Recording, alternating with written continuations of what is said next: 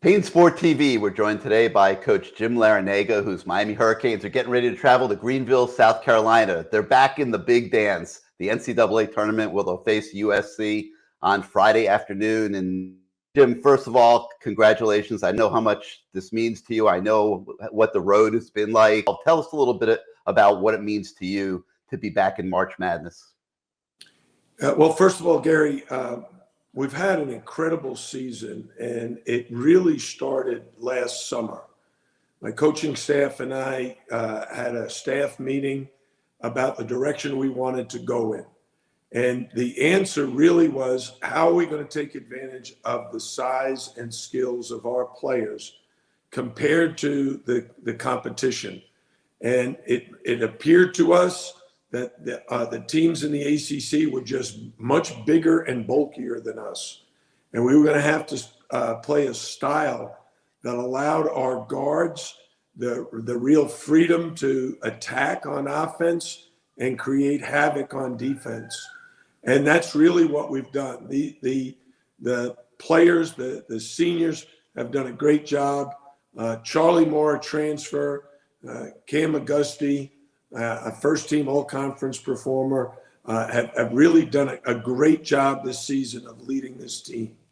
I remember like it was yesterday that we were sitting at Media Day, and I said to you, Jim, I love the way I see this team coming together. I've had the benefit through the years of coaching kids basketball, so I've been through the drafts and had to piece together teams every year. And I'm looking at what you're doing. You're bringing in Charlie Moore, a veteran point guard. You got a lengthy wing coming in Jordan Miller. You got Magusti and Wong to come back. And it just seemed from the outside looking in that this potential to be a really good basketball.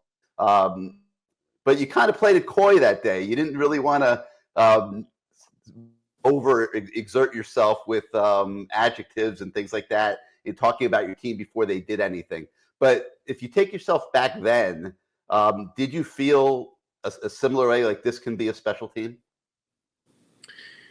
Well, you know, going into a season, everybody's undefeated and you feel very optimistic, but you also want to be very realistic in a sense that even though you have great optimism, you've got to figure out how good the competition is and how you can win more games than you're going to lose.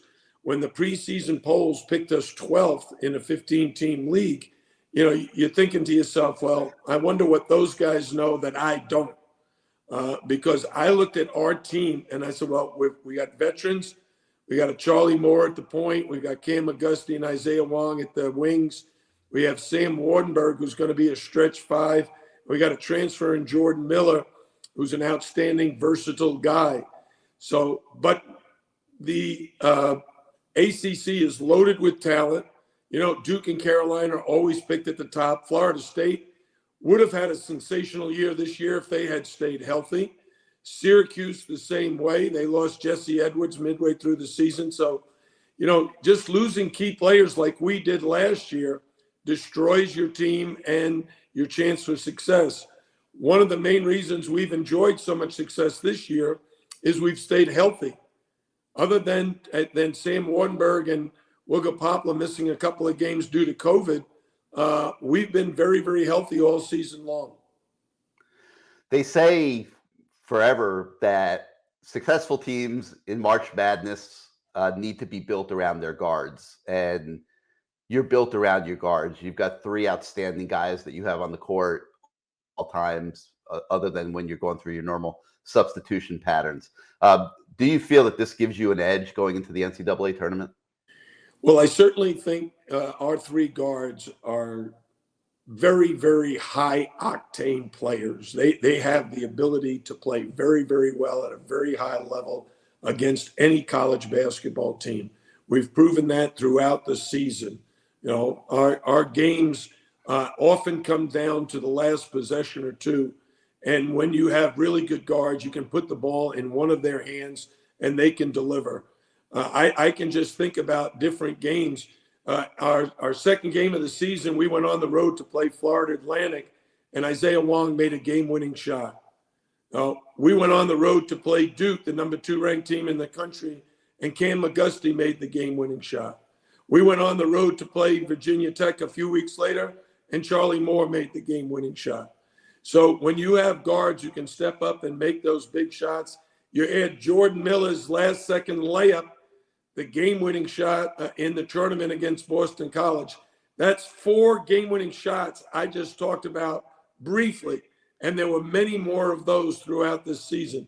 So, yes, it gives me a great deal of confidence that those guys can deliver under the NCAA survive and advance, lose and go home mode. Has this experience this year reinvigorated you? I mean, you just signed the 2-year contract extension. You're committed to coach for the next 4 years. The other older coaches in the game seem to be retiring around you, on a regular basis, and you're looking forward. And has being able to rebuild this thing and have a season like this, has that reinvigorated you? Yeah, I love coaching. I love being at the University of Miami. It's a great university, great academically, great socially, beautiful campus. We have great support for athletics. We've just hired a new athletic director and a new football coach. So there's a lot of energy around the athletic department right now. And I've got a great coaching staff and players I love being around. I tell my players all the time, my favorite time of the day is practice. It's just being around those guys. Yesterday when we practiced, they had me laughing hysterically about a few things. And when you're around young kids, they invigorate you. Someone asked me, well, what are you going to do when you retire? I don't want to retire. I don't want to be around all the old folks my age that are living in the past and thinking about, I remember when I was in college. I don't want to do that. I want to stay in college. I want to be around guys who are trying to earn their degrees, who are trying to get to the NBA, who are getting married shortly after they leave you. So I have a lot of fond memories of my coaching career, and I want to have more memories moving forward.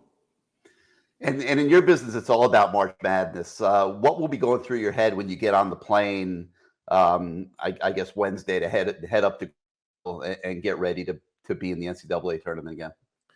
Well, my message will always be to the players is to have more fun than anybody in the tournament. Because if you put a lot of pressure on yourself, you're not going to play particularly well.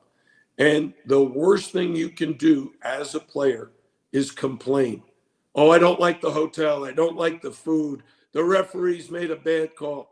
Anytime you start complaining, you're putting yourself in a negative mental frame of mind. And that's the worst thing you can do. People who go and really enjoy playing basketball are having fun and they love playing great.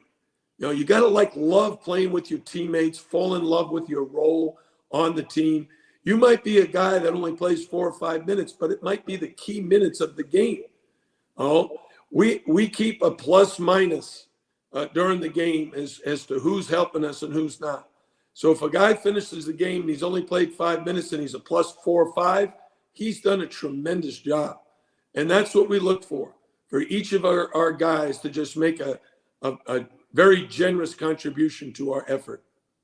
You've gone deep in this tournament before. I mean, you made it to the Final Four with George Mason, and obviously you know what it takes. And you mentioned one thing just a moment ago, staying calm, not letting the moment get too big for you, which is not easy to do on that stage. You've got the bands, the cheerleaders, the national TV, and you've got to just kind of zone in as a player and not big for you. What else does it take to go deep into this tournament? Yeah, I think poise is so important. I think chemistry on the court where your players really enjoy playing with each other. But of course, it's also matchups. Who you play, where you play has a lot to do with it. On Friday, we play against Southern Cal, the 4th tallest team in the country. The great part for us is we've played against a lot of big teams, so we kind of have a feel for what we need to do. They're also a tremendous rebounding team, and we're not. So one of the most important statistics will be turnovers. For us to be successful, we're going to have to force 15 to 20 turnovers on Friday.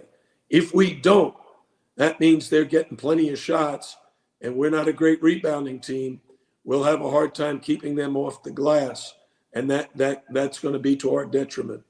You saw it against Wake Forest. You saw it against Duke this year, having bigger, more physical teams than what you are. And I got to believe that experience, which the ACC always seems to provide its teams going into the postseason, does come in handy on Friday. Well, Wake Forest is very, very big. Their point guard is 6'5". Sometimes they play their 3-man at the 2, Musius, who's 6'8", and then Laravia at the 3, he's 6'9", and then C is 6'10", and Walton 7'1". So we've played against some really big teams, and we've had success against them. But they've been great games. Those games come down to the last 2 or 3 possessions. And I imagine that's where it'll be on Friday.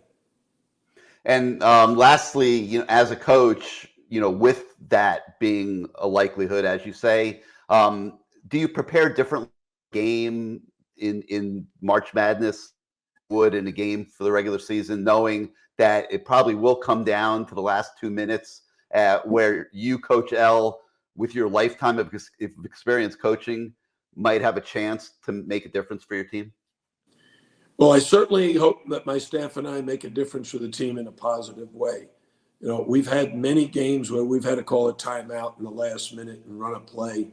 And we've been successful that way.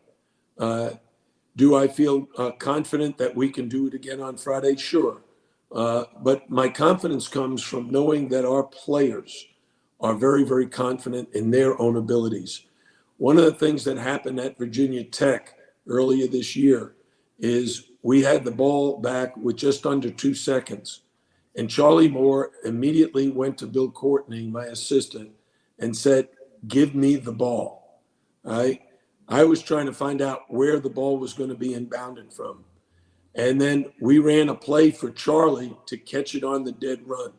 And he caught it and banked in a half-court shot for the win. Now, you might say that, that's luck. And certainly it is partially luck. That's not a high percentage shot. But Charlie wanted it. He believed in himself. We believed in Charlie. And Cam McGusty threw the perfect pass to Charlie on the run. He only took 1 dribble and then launched. But those plays we work on every day in practice. We do 2-minute games. We put the score up there. Sometimes it's tied, sometimes we're ahead, sometimes we're behind. And you then have to make the game adjustments.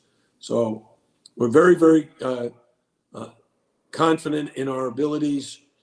We know we've got a very high-quality opponent from the Pac-12 in Southern Cal, and we'll be ready to go and play our best. Well, Jim, my bags are packed. I am so excited to be going back to March Madness with you guys, and I love your team, and it's been so much fun for everybody to watch them develop as the year goes forward. We wish you the best of luck, and I hope we get to see you dancing in Greenville this weekend. Yeah, thanks, Gary. Pleasure talking with you.